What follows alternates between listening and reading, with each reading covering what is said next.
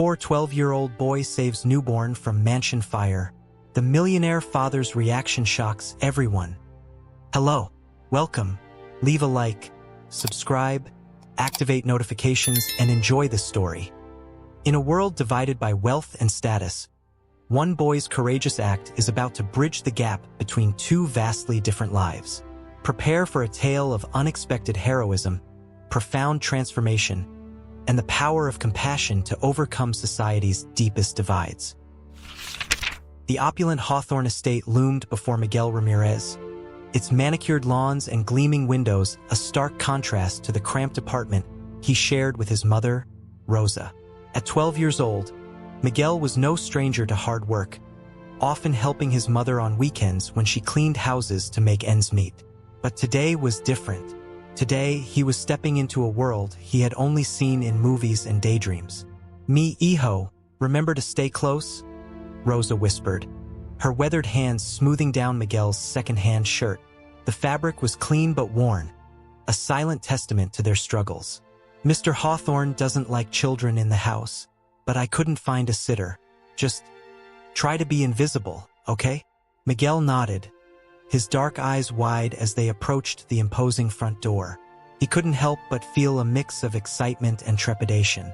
The Hawthornes were one of the wealthiest families in the city, their name synonymous with success and influence. Their home was like a palace compared to anything Miguel had ever seen, and he found himself both awed and intimidated by its grandeur. As Rosa rang the doorbell, Miguel's mind wandered to the life that must unfold behind these walls.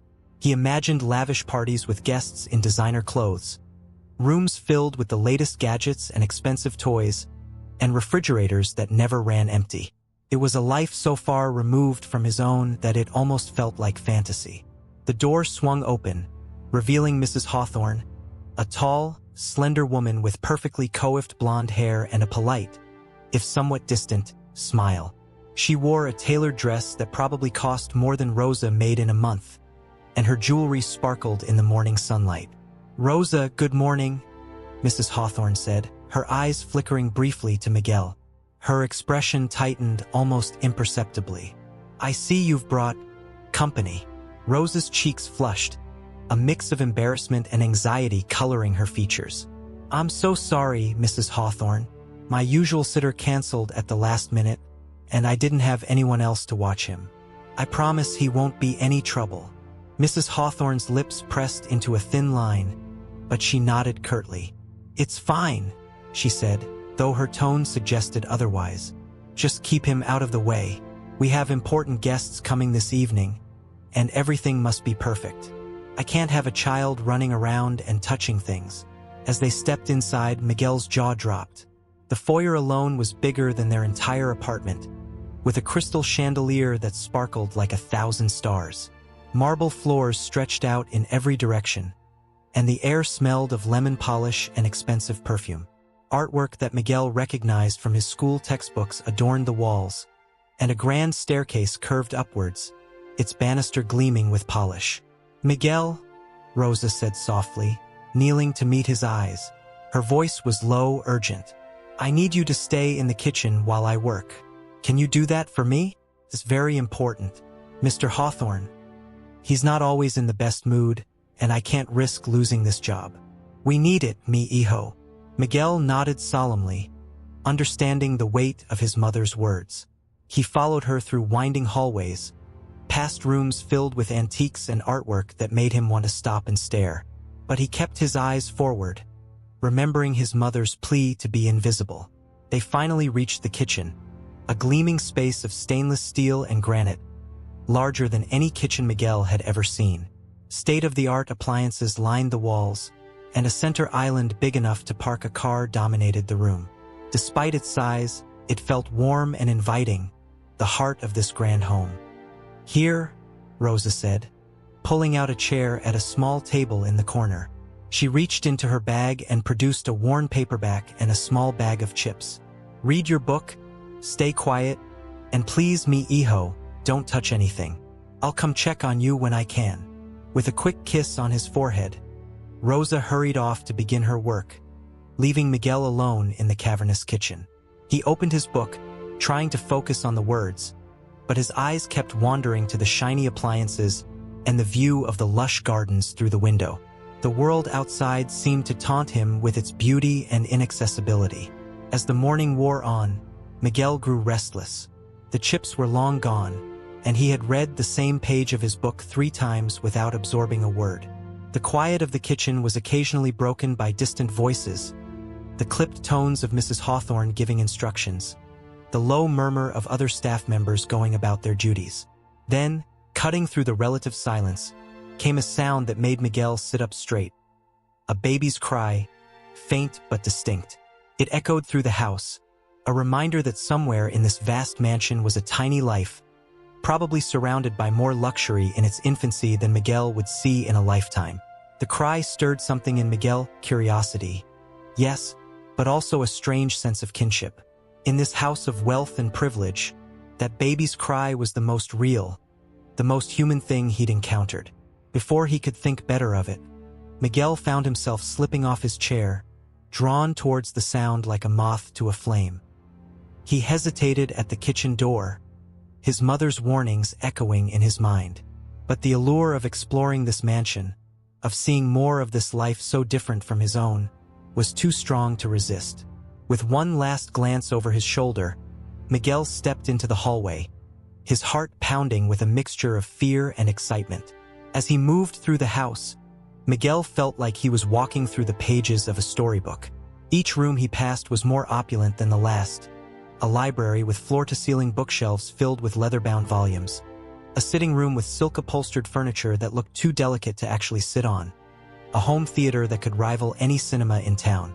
The baby's cries had subsided, but Miguel's curiosity propelled him forward. He was deep in the heart of the Hawthorne's world now, surrounded by wealth he could scarcely comprehend. And yet, as he ran his fingers along the smooth wooden panels of the walls, he couldn't shake the feeling that something was missing in this paradise of possessions. Miguel's exploration of the Hawthorne mansion came to an abrupt halt as he rounded a corner and nearly collided with a harried-looking woman in a nurse's uniform. She rushed past him without a second glance, muttering about Mr. Hawthorne's impossible demands and not enough hours in the day.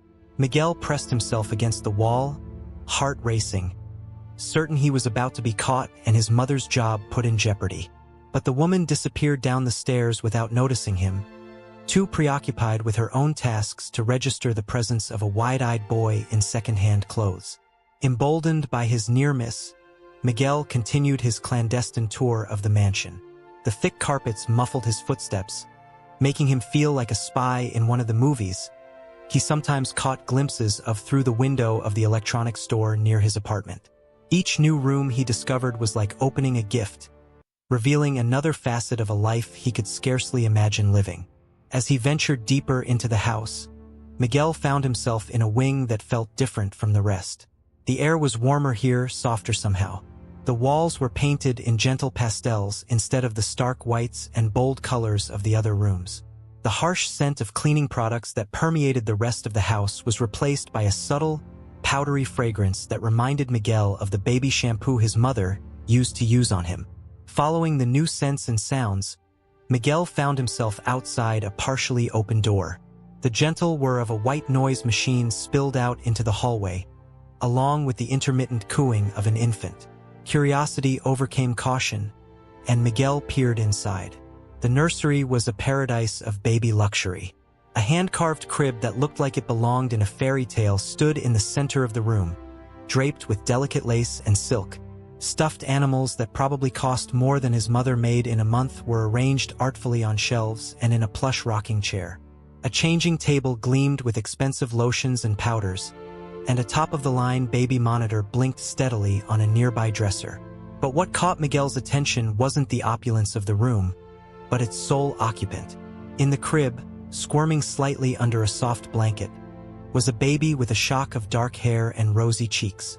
As Miguel watched, the infant's face scrunched up, and a soft whimper escaped its lips.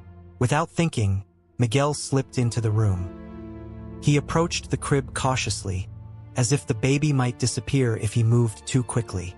When he reached the side of the crib, he peered down at the tiny face looking up at him. "Hey there, little one," Miguel whispered, surprising himself with the gentleness in his voice. "You're not supposed to be alone, are you?" The baby blinked up at him, then broke into a toothless grin that made Miguel's heart melt. He remembered when his cousin's baby had been this small, how the adults had cooed over her and passed her around like a precious jewel. But this baby, for all the expensive things surrounding it, seemed strangely alone. Miguel reached into the crib, his hand hovering uncertainly over the baby. He'd never held one this small before, and the thought of picking up the Hawthorne's child terrified him. But as the baby's face began to crumple again, a prelude to another cry, Miguel made a decision. With utmost care, he slid his hands under the baby's arms and lifted.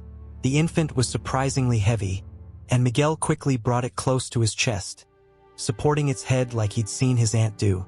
The baby squirmed for a moment, then settled against him with a contented sigh. "There you go," Miguel murmured, swaying gently. "That's better, isn't it? You just wanted someone to hold you." As he stood there, cradling the Hawthorne baby, Miguel felt a strange mix of emotions. Part of him was acutely aware of the vast gulf between his life and the life this child would lead. The baby in his arms would never know what it was like to worry about the electricity being shut off or to wear hand-me-down clothes. But another part of him recognized something universal in the way the infant nestled against him, seeking comfort and connection. Miguel was so absorbed in the moment that he didn't hear the approaching footsteps. It wasn't until a gasp broke the quiet of the room that he realized he wasn't alone anymore. He turned, his heart leaping into his throat, to find Mrs. Hawthorne standing in the doorway, her face a mask of shock and anger. "What are you doing?" she demanded, her voice sharp enough to make the baby stir. "Put her down this instant."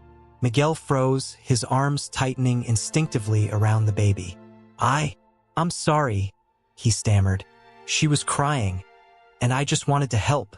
Mrs. Hawthorne strode into the room, her heels clicking aggressively against the hardwood floor. "Give me my daughter," she said, her tone leaving no room for argument. With shaking hands, Miguel carefully transferred the baby to Mrs. Hawthorne's arms. The infant began to fuss, perhaps sensing the tension in the room. "I didn't mean any harm," Miguel tried to explain, but Mrs. Hawthorne cut him off with a glacial stare. "You had no right to be in here, let alone touch my child," she said. "Where is your mother? She'll be hearing about this, I can assure you." Miguel's stomach dropped at the thought of his mother losing her job because of his curiosity. "Please," he began, but Mrs. Hawthorne was already turning away, cooing to the baby in her arms. "Go back to the kitchen and stay there," she said over her shoulder. "I'll be speaking with your mother shortly." Feeling like the floor had dropped out from under him, Miguel slunk out of the nursery. As he made his way back through the winding hallways, the grandeur of the house seemed to mock him. He had ruined everything with his stupid curiosity, and now his mother would pay the price. When he reached the kitchen, Miguel sank into the chair his mother had left him in, his book forgotten on the table. He put his head in his hands, trying to figure out how he could possibly explain this to his mom. The ticking of an ornate clock on the wall seemed to count down the minutes until his world came crashing down. But fate, it seemed, had other plans for Miguel Ramirez. As he sat there, drowning in guilt and worry, a new sound cut through his thoughts, the shrill, insistent wail of a smoke alarm. Miguel's head snapped up at the sound of the alarm. For a moment, he sat frozen, unsure if what he was hearing was real or just a product of his stressed imagination. But as the shrill beeping continued, accompanied by the acrid smell of smoke wafting into the kitchen, he realized this was no drill or malfunction. Adrenaline surged through his body, pushing aside his earlier fears and guilt. He jumped to his feet, his mind racing. Where was his mother? Where were the other staff members? And most importantly, where was the fire? As if in answer to his unspoken questions, a distant shout echoed through the house, followed by the sound of running feet. The smoke smell was getting stronger, and Miguel could see wisps of gray seeping under the kitchen door. Without thinking, Miguel ran to the door and yanked it open. The hallway beyond was hazy with smoke, and he could hear the crackle of flames coming from somewhere upstairs. His first instinct was to run, to find his mother and get out of the house. But then a chilling thought struck him. The baby. In the chaos of the moment, had anyone remembered the infant in the nursery? Mrs. Hawthorne had been so angry with him. What if she had put the baby down and left the room, forgetting in her haste to evacuate? Miguel hesitated for only a second before making his decision. Pulling his shirt up over his nose and mouth, he plunged into the smoke-filled hallway. The grand staircase he had admired earlier now loomed before him like a mountain to be climbed. He could hear shouting from outside, the sound of glass breaking, and the continuous wail of the smoke alarms. As he reached the top of the stairs, the smoke was so thick he could barely see. The heat was intense, pressing against him like a physical force. Somewhere in the distance, he heard a man's voice shouting orders, but he couldn't make out the words. Miguel dropped to his hands and knees, remembering a lesson from a school fire safety presentation. The air was clearer down low, and he could just make out the shapes of doors along the hallway. He crawled forward, his heart pounding in his ears. When he reached what he thought was the nursery door, Miguel hesitated. What if he was wrong? What if the baby wasn't even here? But the memory of the infant's toothless smile steeled his resolve. He had to try. Reaching up, Miguel grasped the doorknob. It was hot but not scorching. He turned it, pushing the door open with his shoulder. Smoke immediately billowed out, making him cough and his eyes water. But through the haze, he could make out the shape of the crib. "Hello?" he called out, his voice hoarse from the smoke. "Is anyone in here?" There was no response, but as Miguel crawled into the room, he heard a faint whimper from the crib. Relief flooded through him, quickly followed by a new wave of fear. How was he going to get the baby out? Pulling himself to his feet, Miguel staggered to the crib. The baby was there, red-faced and crying, but alive. Without hesitation, Miguel scooped the infant into his arms, cradling her close to his chest. "It's okay," he murmured, though his voice shook with fear. "I've got you. We're going to get out of here."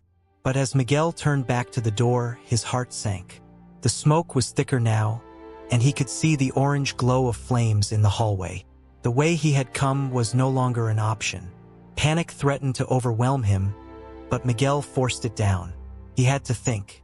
His eyes darted around the room, landing on the large window overlooking the back garden. It was their only chance. Holding the baby tightly with one arm, Miguel used his free hand to grab a heavy bookend from a nearby shelf. With all his strength, he smashed it against the window. The glass cracked but didn't break. He hit it again and again until finally the window shattered. Fresh air rushed in, and Miguel gulped it gratefully. He could hear sirens in the distance, growing closer. Help was coming, but they couldn't wait. Miguel leaned out the window, assessing the situation. They were on the second floor, too high to jump safely. But to the left of the window was a sturdy-looking trellis, covered in vines. It was a long shot, but it was their only option. "Hold on tight, little one," Miguel whispered to the baby, who had gone eerily quiet in his arms. "We're going on a little adventure." With one last deep breath, Miguel climbed onto the windowsill. The heat from the fire was intense at his back, spurring him on. Carefully, he reached out and grasped the trellis with his free hand. Creaked but held his weight. Inch by agonizing inch, Miguel made his way down the trellis. His muscles screamed with the effort of supporting both his weight and the baby's. Sweat poured down his face, mixing with tears of fear and determination. Above him, he could hear the roar of the fire as it consumed the nursery. When his feet finally touched the ground, Miguel's legs nearly gave out beneath him. But he couldn't stop now. He stumbled away from the burning house, coughing and gasping for air. As he reached the front of the mansion, he was met with a scene of chaos. Fire trucks were pulling up, their sirens wailing. People were running everywhere, shouting and pointing. And there, in the midst of it all, stood Mr. and Mrs. Hawthorne, their faces masks of terror and grief. "Here," Miguel called out, his voice barely more than a croak. "I have her. The baby's safe." Mrs. Hawthorne's head whipped around at the sound of his voice. For a moment, she stared at him in disbelief. Then, with a cry that was half sob, half scream, she ran towards him. Miguel gently handed over the baby, who began to wail as soon as she was in her mother's arms. Mrs. Hawthorne clutched her daughter close, her body shaking with sobs of relief. Mr. Hawthorne was there a moment later, his face ashen. He wrapped his arms around his wife and child, then looked at Miguel with an expression the boy couldn't quite decipher. "You," Mr. Hawthorne began, but whatever he was going to say was cut off as paramedics swarmed around them, checking the baby and whisking Mrs. Hawthorne away to an ambulance. Miguel stood there, suddenly feeling very small and very alone. The adrenaline was wearing off, and he could feel the sting of cuts on his hands and arms from the broken glass. His lungs burned with every breath. "Miguel!" The cry cut through the chaos, and suddenly his mother was there, gathering him into her arms. "Oh, mi hijo, what were you thinking? You could have been killed." Miguel clung to his mother, the events of the last few minutes crashing over him like a wave. He opened his mouth to explain, to apologize, to say something, but all that came out was a choked sob, as Rosa held her son, murmuring words of comfort in rapid Spanish. Neither of them noticed Mr. Hawthorne watching them intently, a look of dawning realization on his face. The mansion continued to burn behind them, but in that moment, a spark of something else had been ignited, something that would change all of their lives in ways they could never have imagined. In the days following the fire, the Hawthorne estate became the center of a media frenzy. News vans lined the streets, reporters clamored for interviews, and the story of the heroic boy who saved the millionaire's baby spread like wildfire across social media platforms. Miguel, overwhelmed by the sudden attention, found himself thrust into a spotlight he never asked for. His face was plastered across local newspapers, and requests for interviews flooded in faster than he could comprehend. Through it all, Rosa stood by her son's side, fiercely protective and deeply proud, yet visibly uncomfortable with the scrutiny their lives were now under. The Hawthornes, for their part, had retreated from the public eye. They issued a brief statement through their publicist, expressing their profound gratitude for Miguel's bravery and requesting privacy as they focused on their daughter's well-being and the restoration of their home. The lack of personal acknowledgement from the family left a bitter taste in Rosa's mouth, but she kept her thoughts to herself, not wanting to taint her son's act of heroism with adult cynicism. It was on the fourth day after the fire that everything changed once again. Miguel and Rosa were having a quiet breakfast in their small kitchen, both still adjusting to their new reality, when a knock at the door interrupted their meal. Rosa opened it to find a well-dressed man in a suit, his demeanor polite but formal. "Mrs. Ramirez?" he inquired. At Rosa's nod, he continued, "I'm David Chun, Mr. Hawthorne's personal assistant. Mr. Hawthorne would like to speak with you and your son, if you're available." Rosa hesitated, her protective instincts flaring. "Now? We haven't heard anything from them in days, and now they want to talk." Mr. Chen's expression remained neutral. "Mr. Hawthorne understands your hesitation, but he assures me this meeting is of utmost importance. A car is waiting downstairs to take you to their temporary residence, if you're willing." Rosa looked back at Miguel, who had appeared in the hallway, curiosity and apprehension warring on his young face. After a moment of silent communication between mother and son, Rosa turned back to Mr. Chun. "Give us 10 minutes to get ready," she said firmly. The ride to the Hawthornes' temporary home, a luxurious penthouse in the heart of the city, was tense and silent. Miguel fidgeted in his seat, tugging at the collar of the nicest shirt he owned, which suddenly felt inadequate for the occasion. Rosa sat ramrod straight, her face a mask of calm that didn't quite hide the worry in her eyes. When they arrived, they were ushered into a spacious living room with floor-to-ceiling windows offering a breathtaking view of the city skyline. Mr. Hawthorne stood as they entered, his usual impeccable appearance somewhat disheveled, dark circles under his eyes betraying sleepless nights. "Mrs. Ramirez, Miguel," he greeted them, his voice rougher than Miguel remembered. "Thank you for coming. Please, sit down." As they settled onto an expensive-looking sofa, Mrs. Hawthorne entered the room, cradling the baby in her arms. Miguel's eyes were drawn to the infant, relief washing over him as he saw she appeared healthy and unharmed. Mr. Hawthorne cleared his throat, drawing their attention back to him. "I owe you both an apology," he began, the words seeming to cost him great effort. "In the chaos of that day, and in the days since, I failed to properly acknowledge the debt we owe you, Miguel. You saved our daughter's life at great risk to your own. There's no way we can ever fully repay that." Rosa's posture softened slightly at these words, but she remained silent, waiting to see where this was going. Mr. Hawthorne continued, his gaze fixed on Miguel. "I've spent the last few days thinking about what happened, about the kind of person it takes to do what you did, and I've realized something that shames me deeply." He paused, taking a deep breath. "I've realized how blind I've been, how I've allowed my privilege and my prejudices to cloud my judgment." He turned to Rosa, his expression contrite. "Mrs. Ramirez, you've worked for us for years, keeping our home immaculate, yet I barely knew your name. I never bothered to learn anything about you or your family. I saw you as, well, as less than, if I'm being honest with myself. And that's unforgivable." Rosa's eyes widened at this frank admission, but before she could respond, Mr. Hawthorne pressed on.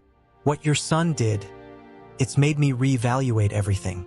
My priorities, my values, the way I've been living my life and running my business. I've been chasing wealth and status for so long that I forgot what really matters."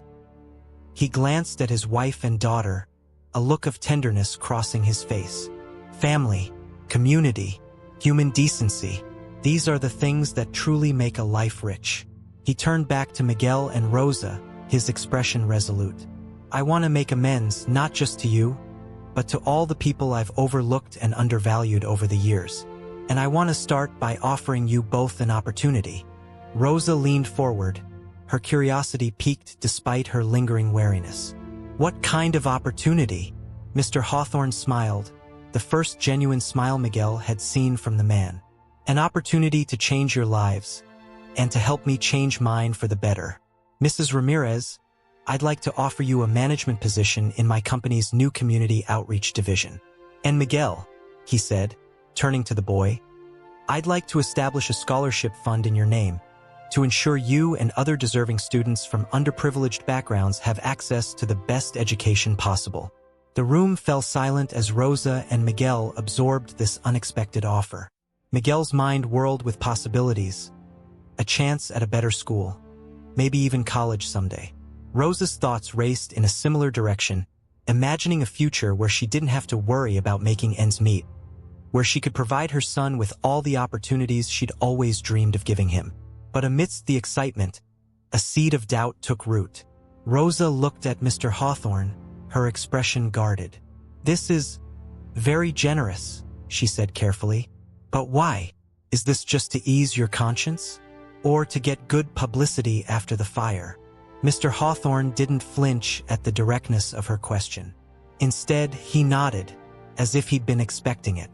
"I understand your skepticism, Mrs. Ramirez, and you're right to question my motives. The truth is, it's not entirely altruistic. Yes, this will probably generate positive publicity for my company. And yes, in a way, it is to ease my conscience. But more than that, it's because I genuinely believe it's the right thing to do." He leaned forward, his gaze intense. "Your son's bravery opened my eyes to a world I've been ignoring for far too long. I have the resources to make a real difference in people's lives, and I've been squandering that opportunity. I want to change that, and I believe you and Miguel can help me do it authentically, from a place of real understanding." Mrs. Hawthorne, who had been silent until now, spoke up. "We owe Miguel our daughter's life," she said softly, looking down at the sleeping infant in her arms. "But more than that, we owe him for showing us what truly matters.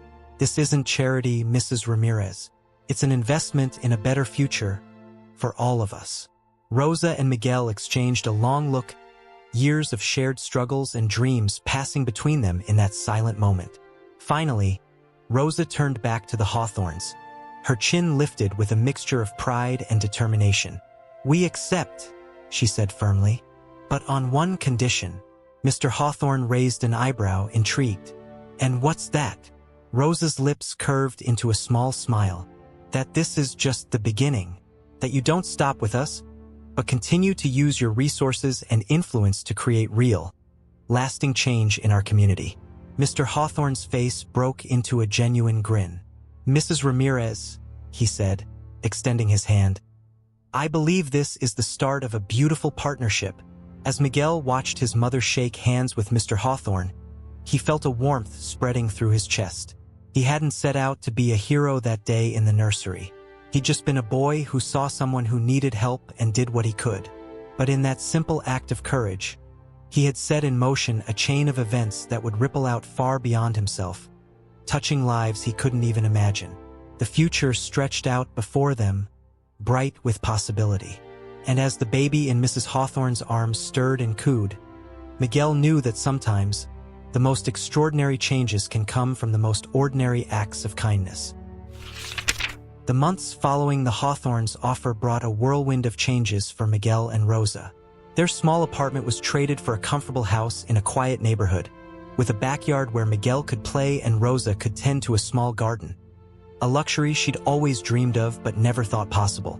Rosa threw herself into her new role with characteristic determination and work ethic. The community outreach division under her leadership quickly became a model of efficiency and genuine impact.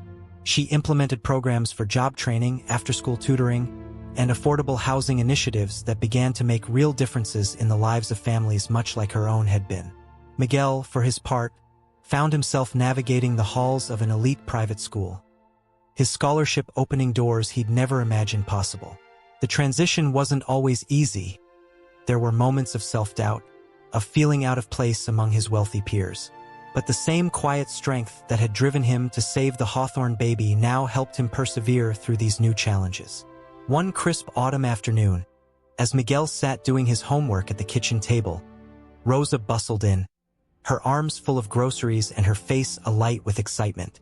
"Mi hijo," she called out, setting the bags down. "Guess what? Mr. Hawthorne called today. He wants us to come to the reopening ceremony for the mansion next week." Miguel looked up from his textbook, surprise evident on his face. "Really? But why us?" Rosa smiled, ruffling her son's hair as she passed. "He says we're guests of honor, that it wouldn't be right to celebrate without us there." Miguel chewed his lip thoughtfully. Despite the months that had passed, the memory of that day, the heat, the smoke, the fear was still vivid in his mind. "Do we have to go?" he asked hesitantly. Rosa paused in her unpacking, studying her son's face. "You're nervous about going back there, aren't you?" At Miguel's nod, she continued softly, "It's okay to be scared, mi hijo. What you went through, it was a lot for anyone, let alone a boy your age. But sometimes, facing our fears can help us move past them." She sat down next to Miguel, taking his hand in hers. "And you know what? I'm a little nervous too. This new life, sometimes it still feels like a dream I might wake up from. But then I remember how proud I am of you, of what you did. And I know we deserve to be there. To celebrate not just the Hawthornes' new beginning, but ours too." Miguel considered his mother's words, drawing strength from her unwavering support as he had so many times before. Finally, he nodded. "Okay, Mama, we'll go." The day of the reopening ceremony dawned bright and clear. Miguel fidgeted in his new suit as he and Rosa approached the rebuilt Hawthorne estate. The mansion gleamed in the sunlight, looking much as it had before the fire, yet somehow different, renewed, like a phoenix risen from the ashes. As they neared the entrance, Miguel's steps faltered. The memory of smoke and fear threatened to overwhelm him. But then he felt his mother's hand on his shoulder, steady and reassuring. Taking a deep breath, he squared his shoulders and walked forward. The foyer was filled with people, local dignitaries, business associates of Mr. Hawthorne, and members of the press. As Miguel and Rosa entered, a hush fell over the crowd. Then, to Miguel's surprise, applause broke out.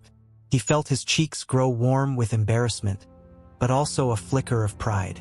Mr. Hawthorne approached them, a genuine smile on his face.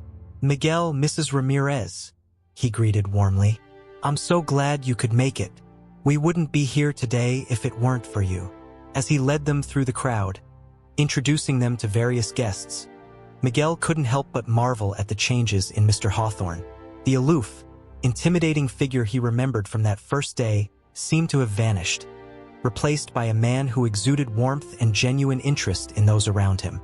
The tour of the rebuilt mansion was surreal for Miguel. Each room brought back memories of his clandestine exploration months ago, but now tinged with new perspective. When they reached the nursery, now transformed into a cheerful playroom, Miguel paused in the doorway, his heart racing.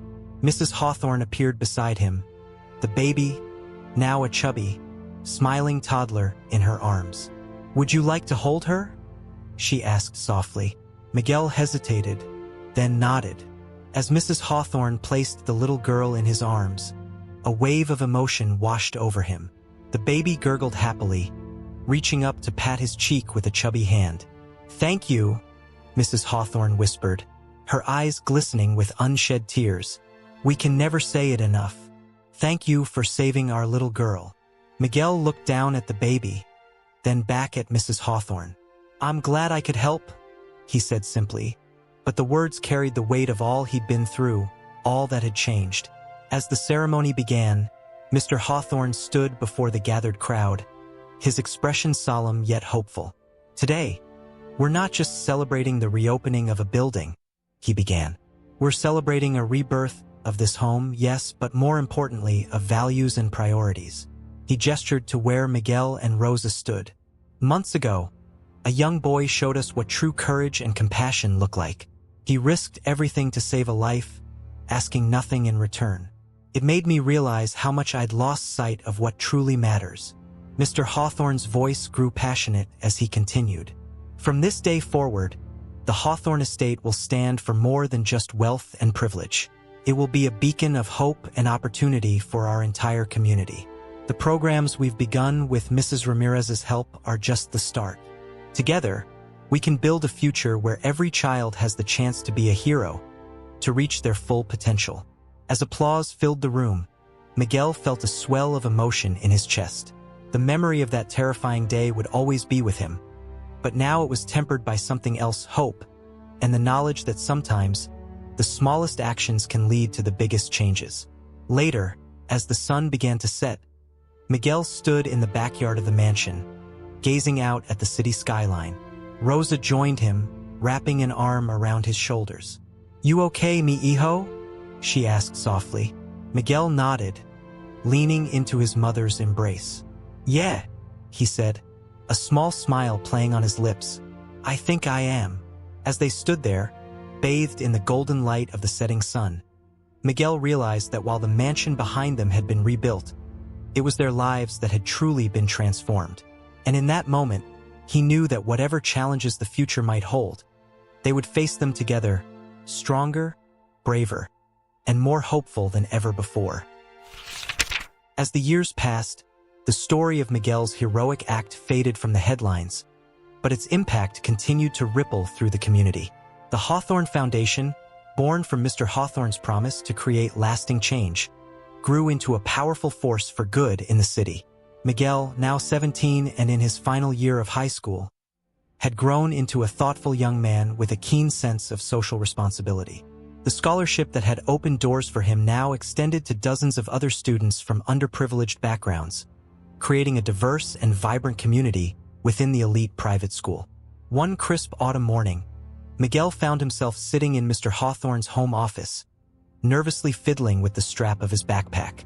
The room, with its dark wood paneling and wall of leather-bound books, still intimidated him slightly, despite the years of mentorship and guidance Mr. Hawthorne had provided.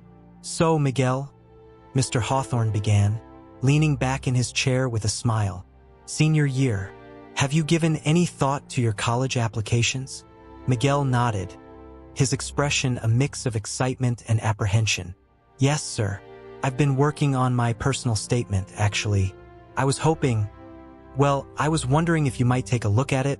Mr. Hawthorne's eyebrows rose in surprise. "Of course, I'd be honored. May I ask what you've chosen to write about?" Miguel took a deep breath. "I'm writing about the fire," he said quietly, "about how that day changed everything, not just for me, but for so many people in our community." Mr. Hawthorne's expression softened. "That's a powerful story, Miguel. But I have to ask, are you sure you want to revisit that? I know it wasn't an easy experience for you." Miguel nodded, his jaw set with determination. "I'm sure. For a long time, I tried not to think about it. But I've realized that it's a part of who I am. And I want to use it to show how one moment can set off a chain reaction of positive change." Pride shone in Mr. Hawthorne's eyes as he listened to Miguel's words. "Well then," he said, holding out his hand, "let's take a look at what you've written." As Mr. Hawthorne read through the essay, Miguel found his mind wandering back over the years since the fire.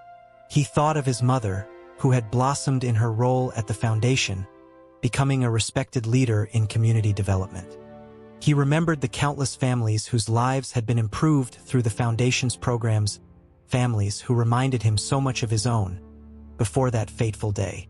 Mr. Hawthorne's voice brought him back to the present.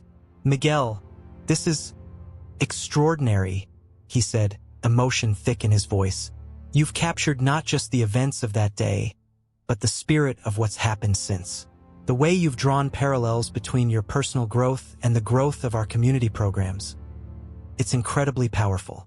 Miguel felt a weight lift from his shoulders at Mr. Hawthorne's words. "Thank you, sir.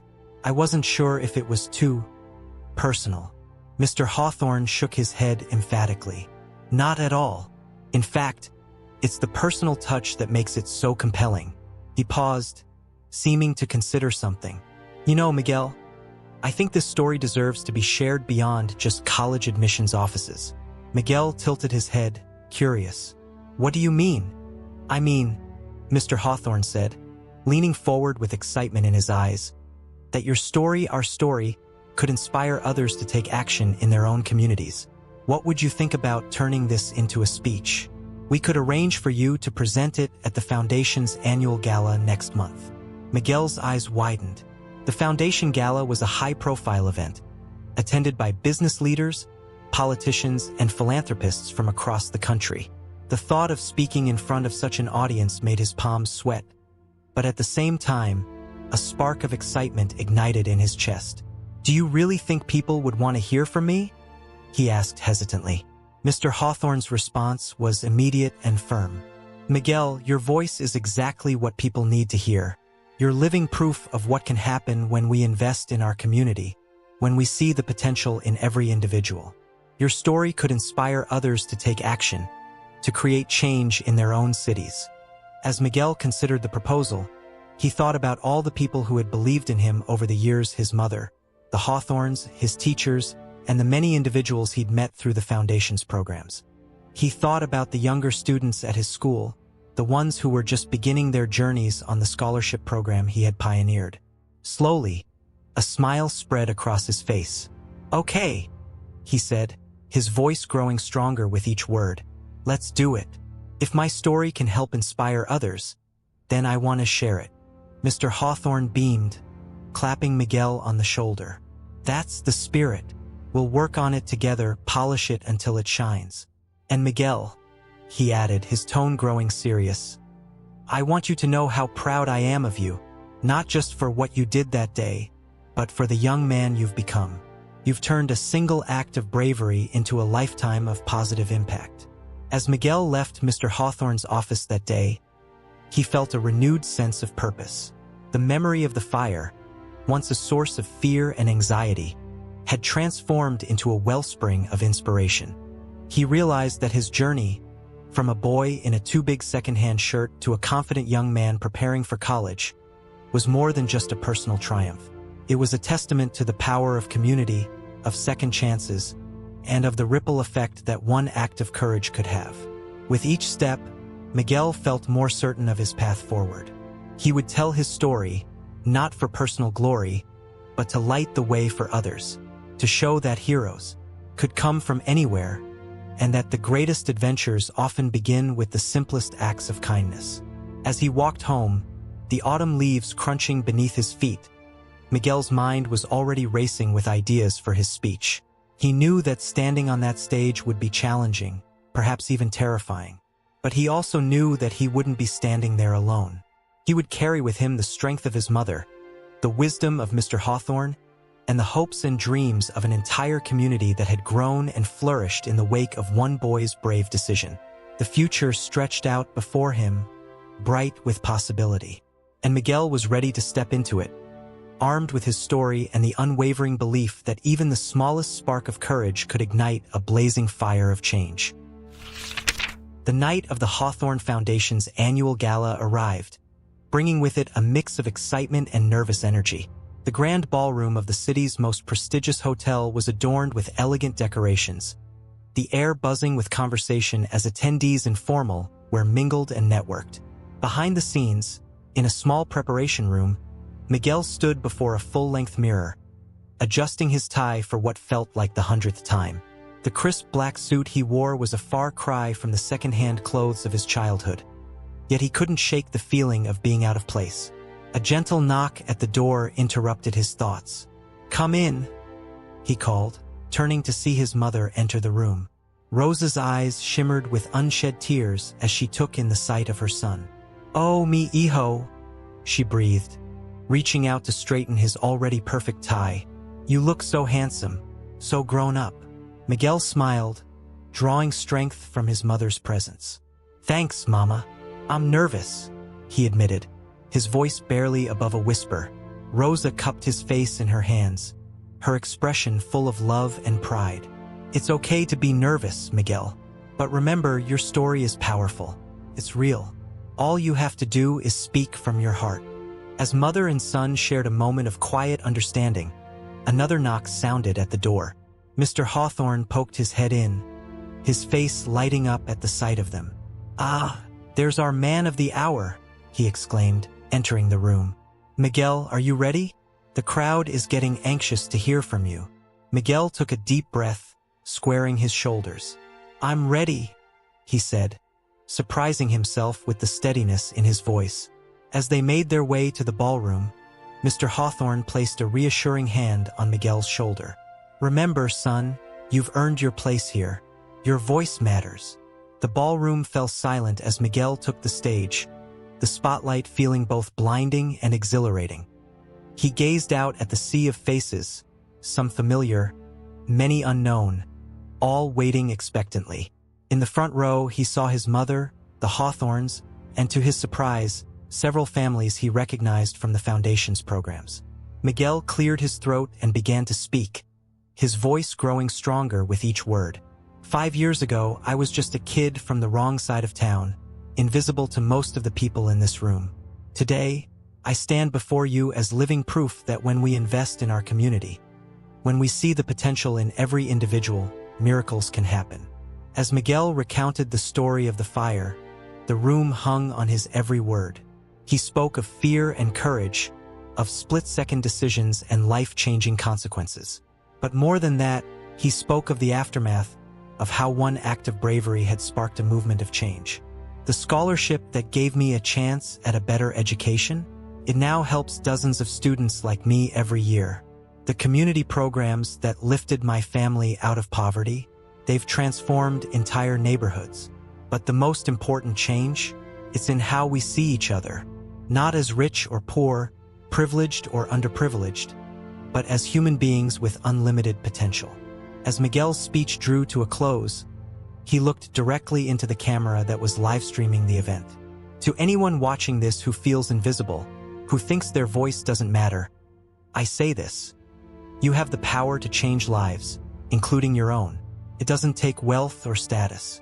It takes courage, compassion, and the willingness to act when others might look away. So I challenge you, be the spark, because you never know what kind of fire you might ignite." The room erupted in applause as Miguel finished, many attendees rising to their feet in a standing ovation. As he made his way off the stage, he was engulfed in a hug from his mother, her tears of pride soaking into his suit jacket. The rest of the evening passed in a blur of congratulations and introductions. Business leaders sought him out to discuss internship opportunities. Politicians wanted to hear his ideas on youth engagement.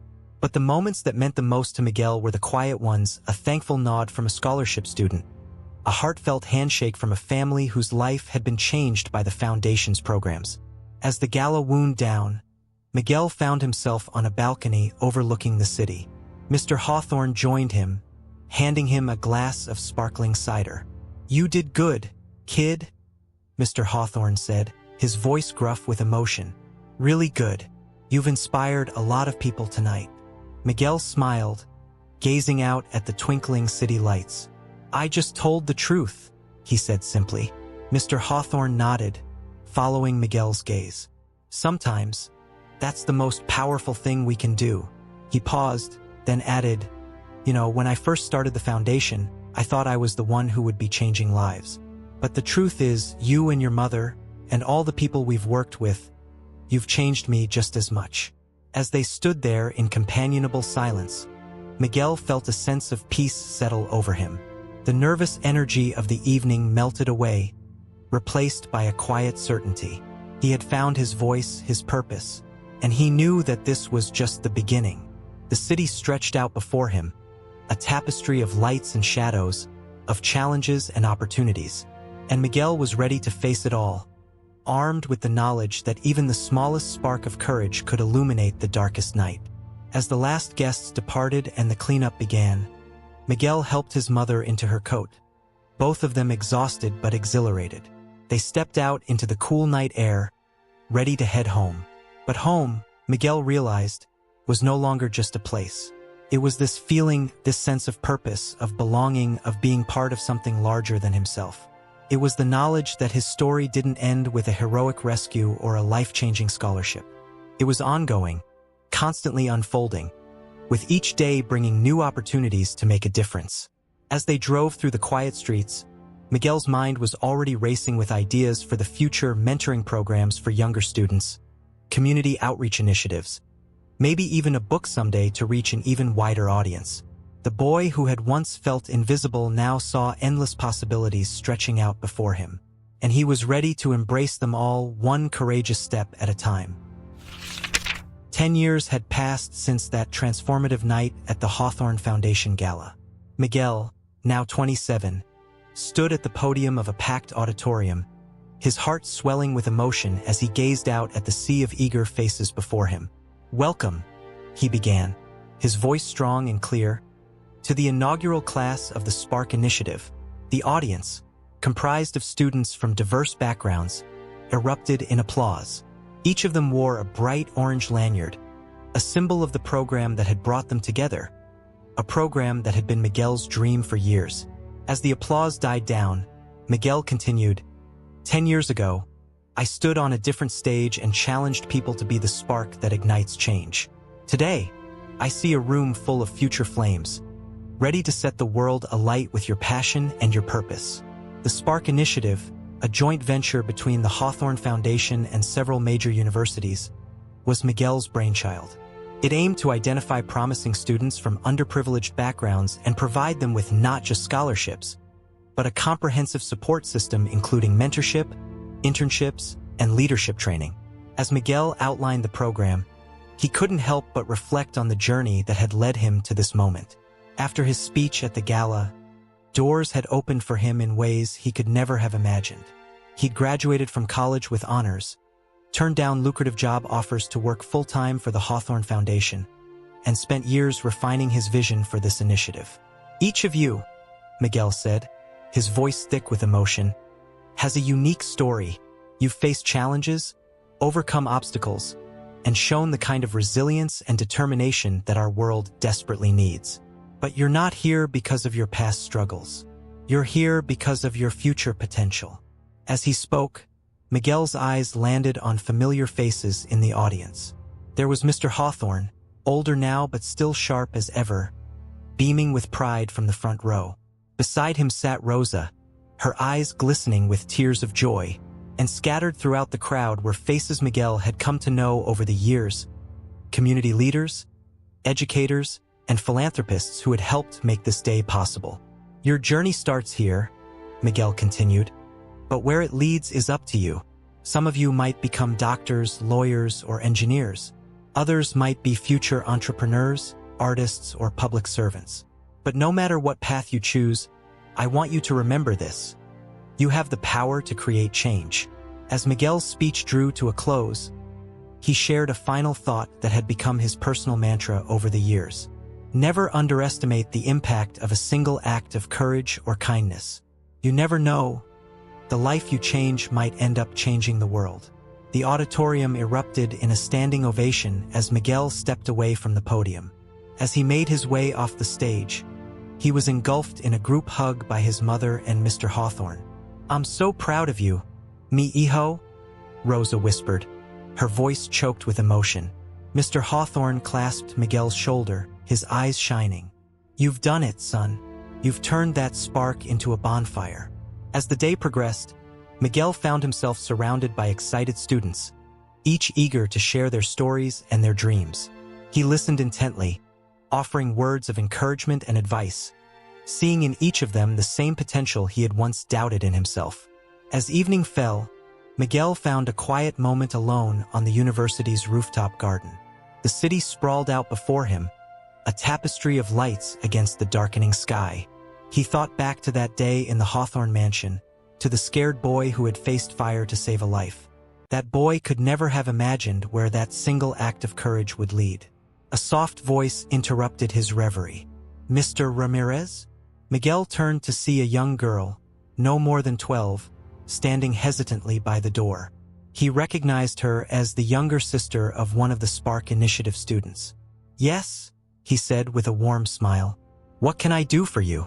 The girl twisted her hands nervously. I just wanted to say thank you for everything you're doing. My big brother, he's going to be the first in our family to go to college because of you. And I want to be just like him when I grow up." Miguel felt a lump form in his throat. He knelt down to the girl's level, looking her in the eye. "What's your name?" he asked gently. "Maria," she replied. "Well, Maria," Miguel said, his voice filled with warmth, "I have no doubt that you're going to do amazing things. Just remember, it's not about being like someone else. It's about being the best version of yourself." As Maria's face lit up with a bright smile, Miguel felt a familiar warmth spread through his chest. This, he realized, was why he did what he did.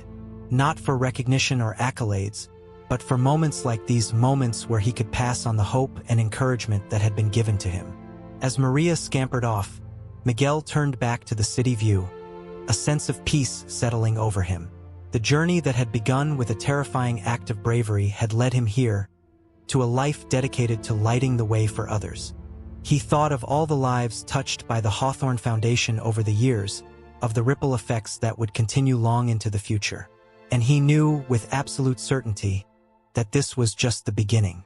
As the stars began to twinkle in the night sky, Miguel made a silent promise to himself and to all the Marias of the world. He would continue to be the spark, to ignite the potential in others, for as long as he was able. Because sometimes the most extraordinary changes come from the most ordinary acts of kindness. And in a world that often seemed dark and divided, Miguel Ramirez would always choose to be a light. Thank you for listening until the end. Share your opinion about the story in the comments and let us know which character you liked the most. If this story touched you and you want to hear more, click on the next story appearing on your screen. Leave a like and subscribe to our channel so we can build a great community of people who share emotional stories together. Until the next story.